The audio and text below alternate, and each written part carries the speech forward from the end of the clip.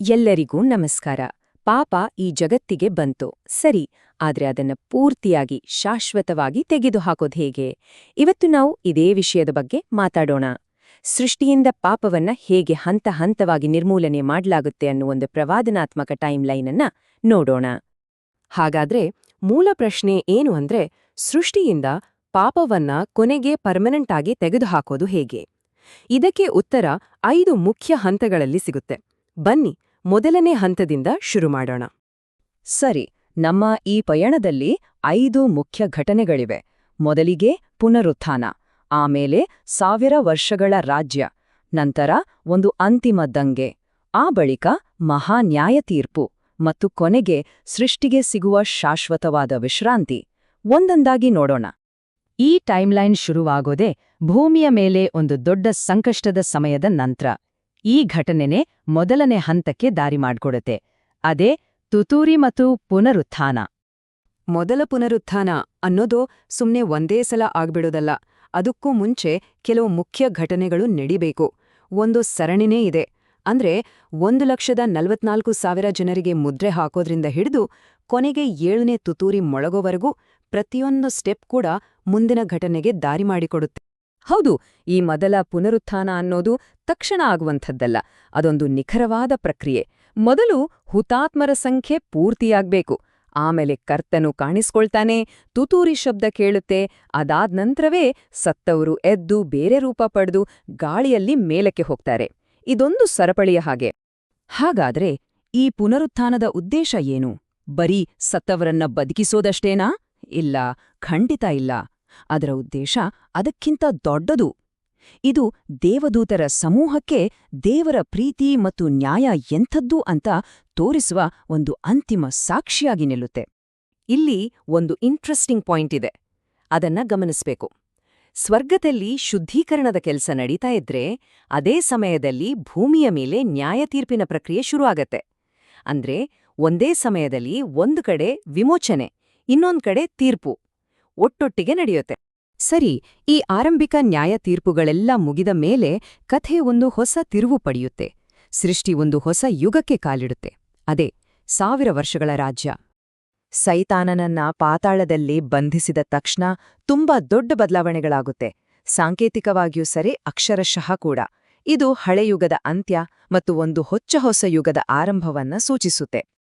ಆದರೆ ಒಂದು ವಿಷಯ ನೆನ್ಪಿರಲಿ, ಇದು ಪರ್ಮನೆಂಟ್ ಸ್ಥಿತಿ ಅಲ್ಲ. ಇದೊಂದು ವಿಶೇಷವಾದ 1000 ವರ್ಷಗಳ ಕಾಲ ಅಷ್ಟೇ. ಈ ಸಮಯದಲ್ಲಿ ಜಗತ್ತಿನಲ್ಲಿ ಸೈತಾನನ ಪ್ರಭಾವ ಇರಲ್ಲ, ಯಾವುದೇ ಮೋಸ ಇರಲ್ಲ, ಶಾಪ ಕೂಡ ಇರಲ್ಲ. ಒಂಥರ ಪರಿಶುದ್ಧವಾದ ಯುಗ. ಈ 1000 ವರ್ಷದ ರಾಜ್ಯದಲ್ಲಿ 2 ತರಹದ ಜನರನ್ನ ನೋಡಬಹುದು.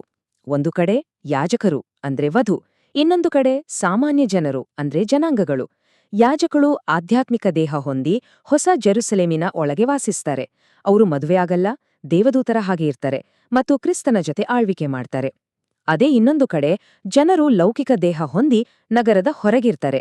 ಅವರು ಮದುವೆಯಾಗಿ ಮಕ್ಕಳನ್ನ ಪಡೆದು ಭೂಮಿಯನ್ನ ಜನರಿಂದ ತುಂಬಿಸ್ತಾರೆ. ಹೀಗೆ 2 ವಿಭಿನ್ನ ಗುಂಪುಗಳು. ಇಷ್ಟೆಲ್ಲ ಶಾಂತಿ ಇದೆ ಸರಿ, ಅದೇ ಈ ಶಾಂತಿಯ ಸಮಯಕ್ಕೆ ಒಂದು ಮುಖ್ಯವಾದ ಉದ್ದೇಶ ಇದೆ. ಅದೇನು ಗೊತ್ತಾ? ಮೋಸ ಅಂದ್ರೆ ಏನಂತಾನೆ ಗೊತ್ತಿಲ್ಲದೆ ಇರೋರಿಗೆ ಅವರ ಸ್ವತಂತ್ರ ಇಚ್ಛೆಯನ್ನ ಪರೀಕ್ಷೆ ಮಾಡುವ ಒಂದು ಅಂತಿಮ ಅವಕಾಶ ಇದು. 1000 ವರ್ಷ, ಅಷ್ಟು ದೀರ್ಘಕಾಲ ಜಗತ್ತು ಪೂರ್ತಿ ಶಾಂತಿಯಿಂದ ಇರುತ್ತೆ. ಸೈತಾನನಿಂದ ಯಾವುದೇ ಪ್ರಚೋದನೆ ಇರಲ್ಲ. ದೇವರ ಆಜ್ಞೆಗಳ ಪ್ರಕಾರ ನೇರವಾದ ಆಳ್ವಿಕೆ ನಡೆಯುತ್ತೆ. ಆಗಲೇ ಆ ಅಂತಿಮ ಪರೀಕ್ಷೆ ಬರೋದು. ಯಾಕಂದ್ರೆ ನಿಜವಾದ ಆಯ್ಕೆ ಮಾಡೋಕೆ ಒಂದು ಅವಕಾಶ ಬೇಕು ಅಂದ್ರೆ ಅದಕ್ಕೆ ವಿರೋಧವಾಗಿ ಇನ್ನೊಂದು ಆಯ್ಕೆಯೂ ಇರ್ಬೇಕಲ್ವಾ? ಅದಕ್ಕೋಸ್ಕರ ಆ ತಲೆಮಾರಿನ ಜನರ ಸ್ವತಂತ್ರ ಇಚ್ಛೆಯನ್ನ ಪರೀಕ್ಷೆ ಮಾಡೋಕೆ ಸೈತಾನನನ್ನ ಸ್ವಲ್ಪ ಸಮಯದ ಮಟ್ಟಿಗೆ ಮತ್ತೆ ಬಿಡುಗಡೆ ಮಾಡಲಾಗುತ್ತೆ. ಆವಾಗ ಏನಾಗತ್ತೆ? ಅಪಾರ ಸಂಖ್ಯೆಯ ಜನರು ಮೋಸ ಹೋಗ್ತಾರೆ. ಅವರು ಪವಿತ್ರ ನಗರವಾದ ಹೊಸ ಜೆರುಸಲೇಂನ ವಿರುದ್ಧ ಒಂದು ಕೊನೆಯ ಯುದ್ಧಕ್ಕೆ ಸಿದ್ಧರಾಗ್ತಾರೆ. ಅವರ ಸಂಖ್ಯೆ ಎಷ್ಟಿರತ್ತೆ ಅಂದ್ರೆ ಸಮುದ್ರದ ತೀರದಲ್ಲಿರೋ ಮರಳಿನ ಹಾಗೆ ಇರತ್ತೆ ಅಂತ ಹೇಳಲಾಗತ್ತೆ. ಆದ್ರೆ ಈ ಕೊನೆಯ ದಂಗೆ ಬಹಳ ಹೊತ್ತು ನಡೆಯಲ್ಲ. ಅದು ತಕ್ಷಣವೇ ಸೋಲಿಸಲ್ಪಡುತ್ತೆ. ಅಲ್ಲಿಗೆ ಪರೀಕ್ಷೆ ಮುಗೀತು.